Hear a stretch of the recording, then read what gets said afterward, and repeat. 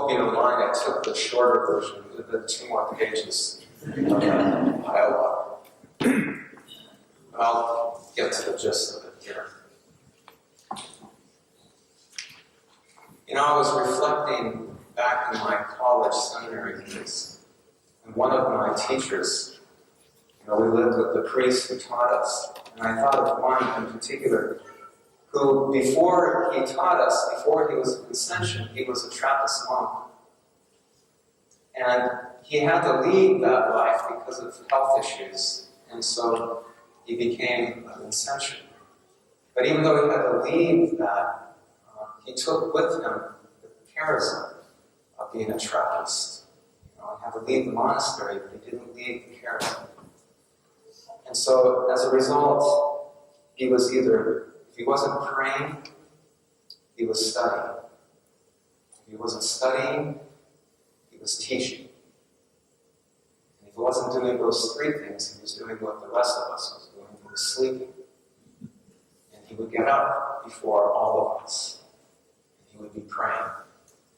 If he wasn't praying, he was studying. If he wasn't studying, he was teaching. And he would just do that always. I admired that.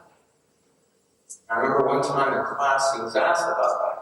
He asked him, how is he going to do this? And he just answered simply. He just said, when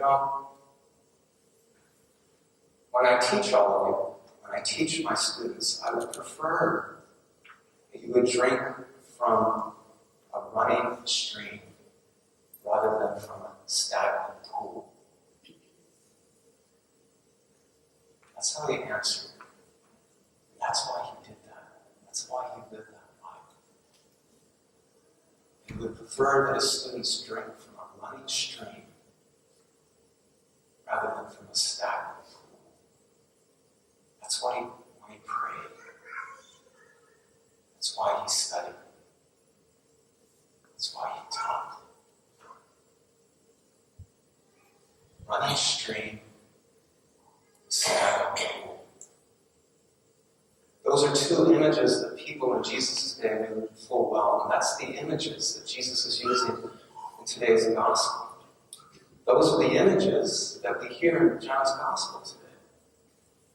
Jesus is beside the well, Jacob's well, and he's using that image to teach a lesson to the woman at the well.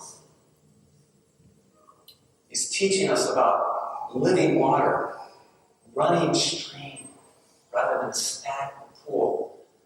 You either had a well or you had a cistern. A cistern would collect water. And that's okay for a while, but after a while, that water could become stagnant. It would become dead water. You couldn't drink it anymore. If you were lucky enough, you had a well. So a well would be from a spring.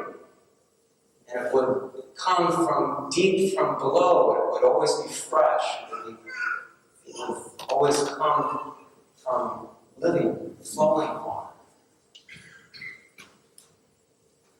And this is what Jesus is giving as an image of himself. And this is what John is now going to use, not just for today, but for next week and for the week after that. For the 3rd, 4th, and 5th Sundays of Lent, we're going to hear images that are about catechizing, about teaching us about who Jesus is. That's what John wants us to know. This goes back to the earliest of times in the church. We use these readings from the earliest of times liturgically in the church's history. The woman at the well, the image of water and spirit. Next week we'll hear about Jesus curing the man born blind. We'll hear about images about light and faith. And then the week after that we'll hear about images about death and resurrection. And in all of these, we're going to hear this dialogue. That's what John wants us to hear. We're hearing a dialogue. We're hearing, especially today, with the woman at the well, we're hearing a 7-part dialogue. Jesus and this woman are speaking to each other 7 times on each side. And each time, this woman at the well is coming to understand who Jesus is a little bit better. Each week, that's what's going to happen. She's being catechized. She's going from ignorance to enlightenment. From misunderstanding to a more clear understanding of who Jesus is. This dialogue. John loves to use this technique. And as a result of that, she goes from seeing Jesus as this Judean traveler to Sir, to I can see that you're a prophet, to Son of Man, to Messiah, to Savior of the world. A progression of knowledge, of understanding, of coming to see who and what Jesus is. She's the most catechized person in all of the gospel. Next week it'll be the same thing. The man born blind. He's blind. But he sees in faith better than all of those around him, especially the scribes and the Pharisees who interrogate him. How is it that you can see? Well, this man named Jesus washed my eyes, and now I can see. Well, how did it happen? What do you say about this man? Well, he's a worshiper of God. So we start from this man named Jesus. He's a worshiper of God. He must be a worshiper of God. Nobody bad or sinful could do something like this. He's a prophet. To Messiah, and as they're persecuting him and ostracizing him and telling him to go away, Jesus comes to him. Do you believe in the Son of Man? Yes, Lord, I believe. He sees him and believes in him as Lord.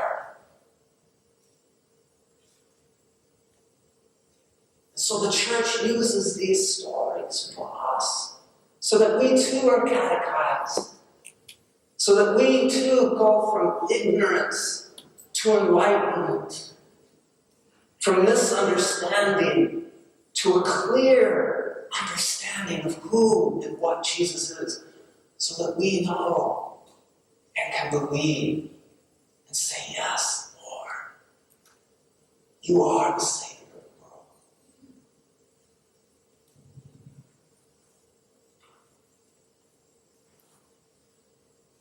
Maybe I've shared this story with you before. It's a true story.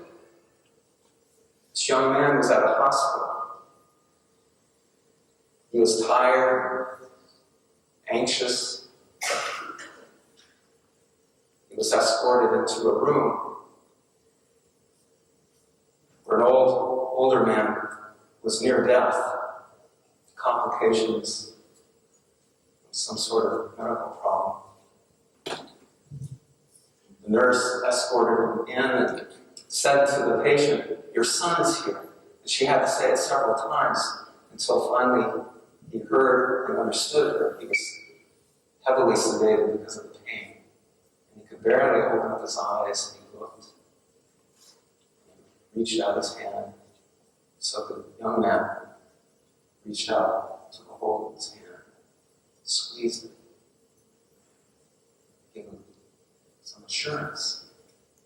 And the nurse brought a chair over and he sat down. And that whole night, young man held on to that older man's hand, gave him words of hope and encouragement, squeezed that hand with assurance. Later at night, in the early morning, the older man died. The young man took the hand and he put it on the bed. And he went out to tell the nurse that he died. The nurse did what she had to do, what they normally have to do in those situations, and did what the necessary tasks. And when she was done, she came back to the young man and offered her sympathy. And the young man interrupted her. Who was that man? The nurse was startled. I thought that was your father. The young man said, no, I've never seen him before in my life. Well, why didn't you tell me when I brought you to him? The young man said, well, I knew he needed a son, and the son wasn't here. And when I realized that he didn't recognize me, that he saw me as his son, I knew that's what I had to be, where I needed to be. So I stayed here. Because he needed a son. He recognized me as his son.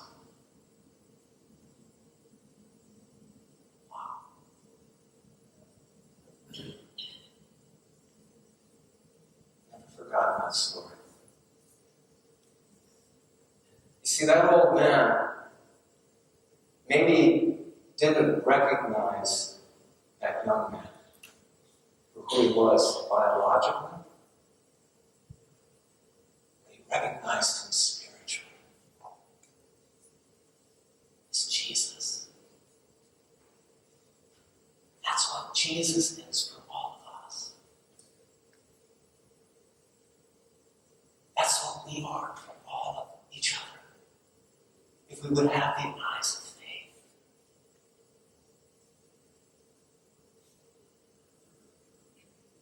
That's what these 3 weeks are about. What John wants to do to catechize us. To see Jesus for who he is. And to recognize him here.